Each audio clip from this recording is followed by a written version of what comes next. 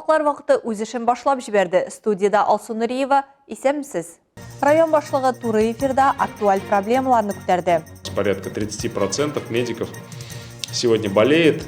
Ознақайда хүнери ұсталықта сынашалар. Поварларда менә шушы һөнәргә кызыксындыру тудырыр өчен тырышабыз инде. Күрше хакы тәңре хакы ди безнең халык. Алар белән низакларга кирмичә яшәп буламы? Пришел сюда восстановить справедливость и правду. Узган ел дәвамында Татарстанның 1800 полиция хезмәткәре эпидемиягә каршы таләпләрнең үтәлешен контрольдә тоткан. Тәртип сакчылары коронавируска каршы вакцина ясату турында 48 ялган сертификат ачыклаган. Бу хакта бүген Йомгаклау коллегиясендә Татарстанның Ичке эшләр министры Артем Хахорин хәбәр итте. Узган ел кеше күпләп җыела торган 1000 артык урын, 400 меңнән артык сәүдә, җәмәгать туклану объектлары, транспорт инфраструктурасы, күңел ачу чаралары тикшерелгән. Тикшерү нәтиҗәләре буенча 187 мең беркетмә төзелгән.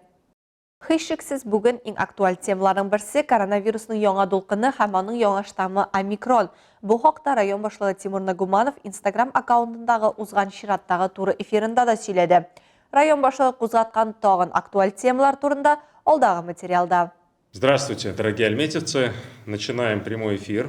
Тимур Нагуманов тагын бер кат вируска каршы көрәшнең нәтиҗәле ысулы вакцинация булуын искәртте. Бүген районда вакцинацияләнергә тиешле 18 яшьтән өлкәнрәк кешеләрнең гомуми саны 136 меңнән артып китте. Кемнәр әле өлгермәгән вакцинацияны калабыз хастаханәләрендә, поликлиникаларда прививка өчен билгеләнгән махсус нокталарда эшләргә була. Район башлыгы омикрон башка штаммнар белән чагыштырганда йомшак һәм еш авыр нәтиҗәләр тудырмаганлыктан яңа дулкын башлану белән төп йөкләмә беренчел звенога, ягъни поликлиникаларга төшкәнен билгеләп үтте.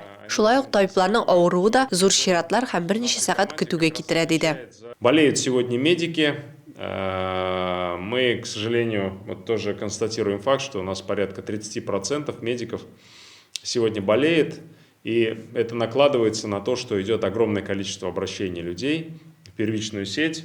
Район башлыгы билгеләп үткәнчә бу кыш кар күләме буенча рекорд куя. Бер атна эчендә шәһәр урамнарыннан 1400-дән артык йөк машинасы кар чыгарылган. Көн саен 45-50 махсус техника берәмлеге җәлеп ителгән. Идарәче компанияләр көче белән бу чорда 1100-дән артык КАМАЗ кар чыгарылган. Шулай ук район башлыгы кайбер йортларда яшәүчеләргә зарламыйча көрәк алып үз ишегалларында парковкада кар чистартлары өчен аерым рәхмәт белдерде. Жители по адресам Галеева 10. Алар Галиев урамы 10, 25, 27, 31, 33, Ленин урамы 195, Зарипов урамы 33, Шевченко урамы 176, 182, Герцен урамы 94, Мира урамы 11 йорт, Төзүчеләр проспекты 5 йорт адреслары буенча яшәүчеләр. Инициативагыз өчен зур рәхмәт сезгә. Эфирның икенче өлешендә Әлмәт шәһәре башкарма комитеты җитәкчесе Айнур Исхаков кушылды. Ул 2022 елның гыйнварыннан норма буенча 30 мм күрсәткече булганда Әлмәт районында 49,9 мм явым-төшем яуганын, бу нормадан 60%-ка артыграк икәнен билгеләп үтте. 566 дворов. 3 көн дәвамында 878 күпфатирлы йортның 566 йорт яны территориясе чистартылды. Хәзерге вакытта 312 күпфатирлы йорт яны территориясе чистартылмаган. Әлбәттә, эшне дәвам итәчәкбез. Понятно. Шулай ук Айнур Исхаков билгеләп үткәнчә 8 февральдә 38 берәмлек юл техникасы, бу 22 төягеч һәм 10 КАМАЗ ишегалды территорияләрен кардан чистарту буенча күп фатирлы йортларның түбәләреннән боз сөңгелләрен агызу буенча 6 АГП эшләгән. Шәһәр автомобиль юллары идарәсе тарафыннан 87 мең кубтан артык кар чыгарылган, 5800-дән артык рейс оештырылган. 2022 елның 4 февральнән 7 февраленә кадәр 700 рейс оештырылган һәм йорт яны территорияләреннән 5600 куб кар чыгарылган. Милли мирасыбызның аерылгысыз өлеше булган һәйкәлләр кар астында күмелеп торырга лаек түгел. Алар ел әйләнәсе безнең янәшәдә булырга тиеш. Әнә шул фикерне алга сөреп, Әлмәт студентлары калабызны кардан чистарту флешмобын игълан итте. 2 көнлек аны сәүдә икътисад техникумында укучылар башлап җибәргән иде. Бүген эстафетаны медицина көллияте һәм ТИСПИ идарә итү университеты студентлары дәвам итте. Алар Габдулла Тукай һәйкәле территориясен тәртипкә салдылар. Эшләү тагында күңеллерәк булсын өчен Тукайыбыз шигырьләрен дә укырга онытмадылар. Студентлар фикеренчә мондый күмәк эш бердән уку йортлары арасында дуслык күперенә нигез салса, икенче яктан башкаларга да үрнәк. Азнакай политехник көллиятендә World Skills хәрәкәте кысаларында һөнәри осталык бәйгесе узды. Чарада 35 яшькәчә булган аш-су әзерләү серләрен белгән һәркем катнаша ала иде. Көн дәвамында сузылган пешекчеләр бәйгесе хакында Илмира Шәрифуллин дәвам итә. Тәмле дөнья бүгенге бәйгенең исемен нәкъ шулай атала. Һәм инде бүгенге чарада 9 пешекче катнаша. Пешекче ул бүтән һөнәрияләренә дә кирәкле кеше. Әлеге бәйге аш-су әзерләү һәм рәсмиләштерүдә, һөнәрләрнең абруен ныгытуда, кунакчыллык традицияларын саклап калуда прогрессив юнәлешләрне ачыклау максатыннан уздырылды. Без инде мондый бәйгене әле үзебезнең техникумда беренче тапкыр үткәрәбез. Бу инде яшь поварларда менә шушы һөнәргә кызыксындыру тудырыр өчен тырышабыз инде. Чарада шәһәрнең гомум туклану предприятиеларында эшләүче техникумда белем алучы егетләр һәм кызлар көч сынашты. Мин беренче тапкыр катнашам. Шушы конкурска каушыбыз, конечно, һәм үземнең хуҗама Альбина Миньяринага да бик зур рәхмәтемне әйтәсем килә шушы конкурска катнаштырганнар өчен. Мин бик шатмын. Һөнәри бәйгедә катнашучыларны район башлыгы урынбасары Роза Галиева сәламләп, алда уңышлар теләде. Иртән иртүк сәгать 3-ләрдә, 4-ләрдә торганнар, әзерләнгәннәр, бисмилла итеп пешергәннәр, әзерләгәннәр. Шуңа күрә сезгә чын күңелдән бу уңышларны теләп калабыз. Жюри составында район башкарма комитеты җитәкчесе урынбасары Дамир Гыйләҗев, мәшгульлек үзәге директоры Лилия Гафиева, районның гомум туклану предприятиеләре җитәкчеләре дә бар иде. Бәйге барышында егет һәм кызлар сөтле бутка пешерүдә дә, коймак өлгертүдә дә, икенче ризык әзерләүдә дә үз осталыкларын күрсәттеләр. Bütün cihazlar, bütün evreler, әйтергә кирәк, WorldSkills таләпләренә туры килеп җиһазландыра. Безнең инде үзебезнең имтихан үткәрү нуктасы булып та тора ул. Һәм инде үзебезнең укучыларыбыз шушы бинада, шушы цехта тырышып, яңа ризыклар әзерлиләр, өйрәнәләр һәм инде конкурсларда да катнашалар. Бәйге барышы белән район башлыгы Марсель Шайдуллин да танышты. Бәйге нәтиҗәләре буенча лаеклы беренче урынны премьер кафесында хезмәт куючы егет Руслан Кадыров яулады. Очень хорошее оборудование, очень хорошо организовали, подготовились, и благодаря этому было приятно работать, и все получалось легко. Илмира Шарифуллина, Рөстәм Әкбәров, яңалыклар вакыты Луш Әлмәт телекомпаниясе. Әлмәт шәһәр судында кеше үтерү белән янау турындагы эш карала башлауы турында сөйләгән идек инде. Узган елның май аенда күршеләр арасында умарталык сәбәпле ызгыш пенсионерны хөкем ителүчеләр эскәмиясенә җиткергән. Җәмәгать суды Иратны 200 сәгать төзәтү эшләренә хөкем иткәннән соң, аның адвокатлары суд карары белән килешмиләр. Пришел сюда восстановить справедливость и правду. Я, вот что здесь было сказано, я ничего не делал. Мальчику я вообще не подходил. Күршеләр бәхәсе узган елның маенда башлана. Ул чакталар умарталык аркасында талаша башлыйлар һәм бу нәтиҗәдә аның бер катнашучысын хөкем ителүчеләр эскәмиясенә алып килә. Җәмәгать суды хөкем ителүченең гамәлләрен Җинаять кодексының 119 маддәсендәге беренче өлеше буларак үтерү яки сәламәтлеккә авыр зыян китерү куркынычы дип квалификацияләгән һәм ага 200 сәгать мәҗбүри эш биргән. Я в прокуратуру ваше дело жалобу писал. Они никакого ничего здесь не делали, никто не вызывал, ничего. А дознаватель, она вела дело односторонне, ваша честь, в одну сторону. Нас не слушал никого. Хөкем ителүче зыян күрүчегә якын килмәвен раслый һәм шуңа бәйле рәвештә аңа яный алмадым ди. Бу яклау ягының позициясе. Если сверить даты, то дата получается, что были первично они все опрошены еще 2 мая, 3 мая, 4 мая. То есть до поступления заявления от... Гаепләүче як исә хөкемдардан янау факты булуына игътибар итүне сорый. Те доводы, которые предъявляет сторона защиты в ходе судебного первого судебного заседания и сейчас направлены на попытку установления обстоятельств косвенного характера. Суд якларның дәлилләрен игътибарга алып, хөкем карарының тасвирлау өлешенә кайбер шартларны төшереп калдырырга, әмма җәмәгать хөкемдары карарының калган өлешен үзгәрешсез калдырырга карар итте. Пенсионерның 200 сәгать мәҗбүри эше, еракка китмәү һәм үзеңне яхшы тоту турында подписка һәм сынау вакыты бар. Ә яклауга әлеге карарга карата шикаят бирү өчен 6 ай вакыт бирелә. Хәзер кыска вакытлы рекламага бүленәчәкбез. Аның артыннан безнең эфирда халкыбызның бай рухи мирасын киләчәк буыннарга җиткерүдә музейларның роле. Бирегә килгән балалар менә шушындый гаилә агачы яки гаилә шәшәгә дигән формада мастер-класслар узалар. Музыка көллияте студентлары Нордуган белән таныштыра.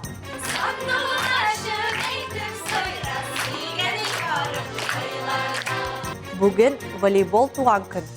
У нас прекрасные две мужская и женская команды, сборная города, которая спонсируется нашей федерацией волейбола города Альметьевска. Реклама тиз аша, безнең белән калыгыз.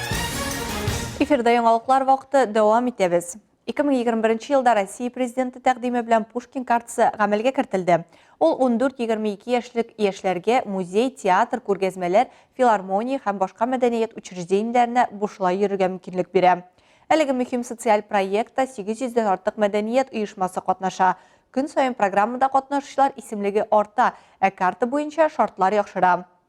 3000 сумлык карта быелдан 5000 сумга кадәр арттырылды һәм 1 февральдән аның буенча кинога да йөрергә була. Тик бер шарт белән карта хуҗалары Мәдәният министрлыгы һәм кино фонды ярдәме белән оештырылган Россия фильмнарын гына карый алачак. Әлбәттә исә Пушкин картасы буенча драма театрына, Нефтче мәдәният сараенда уздырылган кайбер чараларга, картиналар галереясына һәм барлык музейларга барырга була. Мәдәният учреждениеләрендә исә яшүсмерләр өчен махсус программалар да булдырдылар. Мисал өчен Кичүчатта урнашкан Ризатдин Фәхретдин мемориаль музеенда милли бизәкләр буенча бик күп яңалык белергә була. Рәдифә Ногманова дәвам итә. Риза Фәхретдин музейында халкыбыз мирасын буыннарга тапшыру өстендә төрле формада эш алып барыла һәм шуларның иң кызыклысы һәм иң кыйммәтлесе мөгаен балалар белән башкарыла торган эштер. Бирегә килгән балалар менә шушындый гаилә агачы яки гаилә шәшәгә дигән формада мастер-класслар узалар. Аның асылында милли бизәкләр генә сыман тоелса да, чынлыкта исә шушы рәсемнәр аша бала үзенең гаиләсендә һәм җәмгыятьтә тоткан урынын ачык билгели ала. Ризатдин Фәхретдин мемориаль музея директоры Диләрә Гыймранова үз эшенең чын остасы. Инде 20 елдан артык эш дәврендә ул күренекле мәгърифәтче, язучы, журналист, җәмәгать һәм дин эшлеклесе булган якташыбызның нәсел ыру тарихын гына түгел, Кичүчат һәм тирәк авыллар тарихында тирәннән өйрәнгән. Бу юнәлештә ул эшен һаман да дәвам итә һәм белгән мәгълүматы белән бик теләп бүлешә дә. Милләтебезнең үткәне киләчәккә илсен өчен олылар белән дә, кешеләр белән дә зур эш алып баралар биредә. Үзләре балалар бакчалары, мәктәпләргә килеп очрашулар оештыралар. Орлыкчылар чәчелә дә, җирдә яңа тормыш башлана. Музейга килеп эләккән һәр кеше биредә иң олы кунак, аны ачык йөз белән каршы алалар, рухи байлыкны өеп күчтәнәш итеп җибәрәләр. Бигрәк тә балалар өчен тырышалар. Алар безнең киләчәк. Без милли бизәкне аңлату буенча мастер-класслар үткәрәбез. Һәм милли бизәкнең ишенә салынган менә бу шәҗәрә темасын ачып салабыз балаларга. Алар аппликациялар эшлиләр үзләре һәм инде ул аппликациядә үзләренең гаиләнең шәҗәрәсен эшлиләр.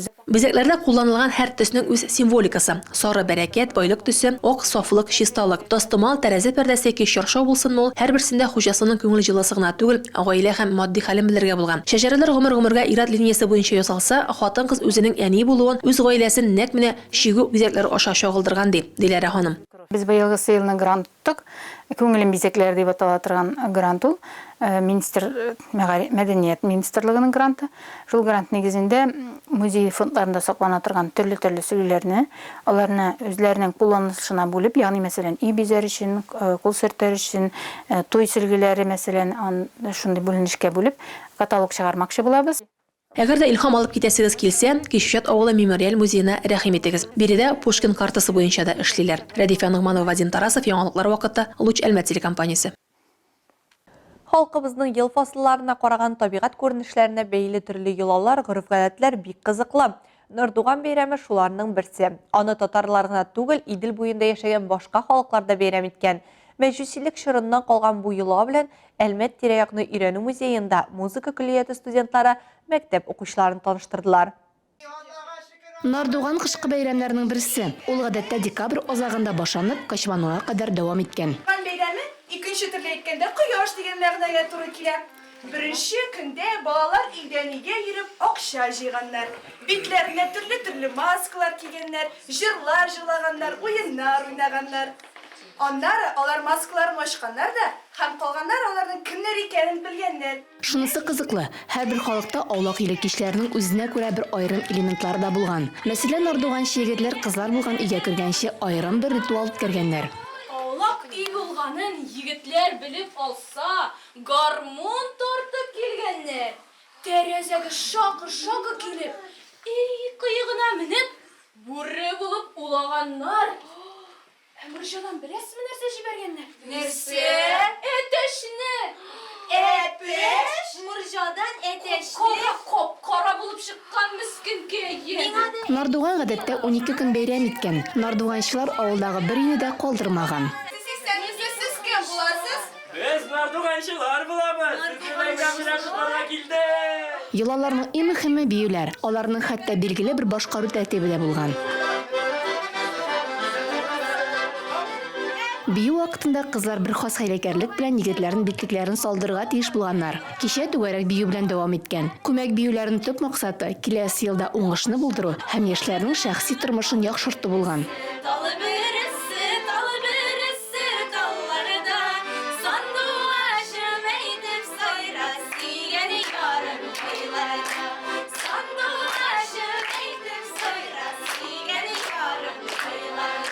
Төрле сынамышларга ышанып, киләчәкне алдан белү өчен Нардуган вакытында төрле йолалар башкарганнар. Шуларга итек ату да керә.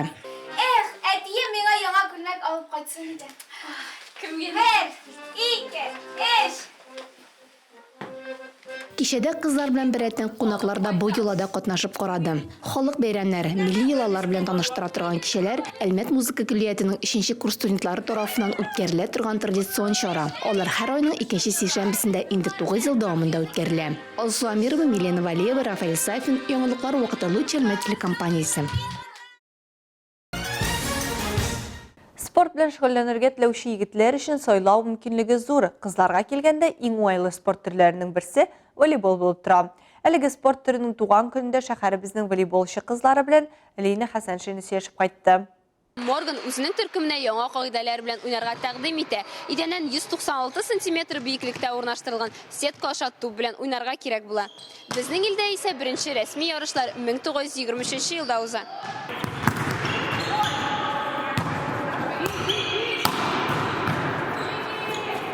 Әлмәтнең волейбол федерациясе 20 елга якын республикадан читтә дә танылган спортчылар тәрбияли. Безнең волейболчылар яхшы дәрәҗәдә илебезнең югары һәм суперлигаларында чыгыш ясый һәм Россиянең волейбол картасында Әлмәтебезне таныта. Федерация волейбола у нас организовалась в 2003 году. Волейбол федерациясе 2003 елда Татнефть компаниясының тулы ярдәме белән оеша. Аңа кадәр Нефтяник дигән яхшы команда була. Ил чемпионатларында югары беренче лигаларда катнаша. Бик күп әлмәтлеләр яхшы уйный. Кызлар өчен яхшы һәм җитди спорт буларак волейбол алыштыргысыз диярлек. Шуңа күрә Әлмәт волейболчылары төрле кубокларда республика беренчелекләрендә призлы урыннар яулый. Дарья Дикаева волейболга очраклы гына килә. Әби уныгын волейболга бирә. Дарьяга ошый һәм ул бу спортта кала. Бүген аның беренче өлкәннәр разряды бар. Спорт мастерлыгына кандидатлыкка документлар тапшырган. Республику Татарстан выигрывали. Волейбол буенча республикабызда җиңгәнебез бар. Пляж волейболында да республикада без беренче. Пляж волейболы буенча Россия чемпионатына да барган бар. Әлегә нәтиҗәсез, ләкин мин тырышам, омтылам. Идел буе федераль округында да пляж волейболы уйнадым. Күптән түгел Вологдада без 3нче урын алдык. Наталья Марухина 8 елга якын хатын-кызлар волейбол командасын әзерли. Тренер үзе 12 яшьтән шөгыльләнә һәм спорт мастер кандидаты исеменә ия. У нас прекрасные две мужская и женская команды, сборная города, которая спонсирует... Безнең шәп хатын-кызлар һәм иратлар җыелма командалары. Волейбол федерациясе иганәче булып тора. Уңышлы чыгыш ясыйбыз, призлы беренче урыннар яулыйбыз. И призовых мест очень много, и первых.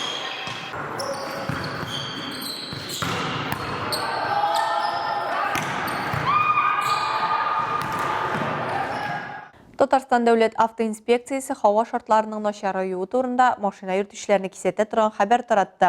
Якын арада республикада көчле кар, күз күреме 1000 метрга кадәр һәм аннан да кимрәк булган буран булуы ихтимал. Җилнең тизлеге секундына 16 метрга кадәр, юлларда кар көртләре һәм бозлавык көтелә. Транспорт чараларын йөртүчеләр һава шартларына туры килә торган тизлекне сайларга, куркыныч маневрлардан сакланырга, шулай ук куркынычсызлык кайышларын электрергә тиеш. Җәяүлеләр исә машиналар булмавына инанып, бар тик җәяүлеләр кичүеннән генә һәм яшел утка гына чыгарга тиеш. Караңгы вакытта яктылык кайтаручы элементлар булуы мәслихәт. Бу сезгә җиткерәсе соңгы мәгълүматыбыз иде. Мин Алсу Нуриева һәм монтаж операторы Динара Гайнутдинова сезнең белән саубуллашабыз. Киләсе очрашуларга кадәр.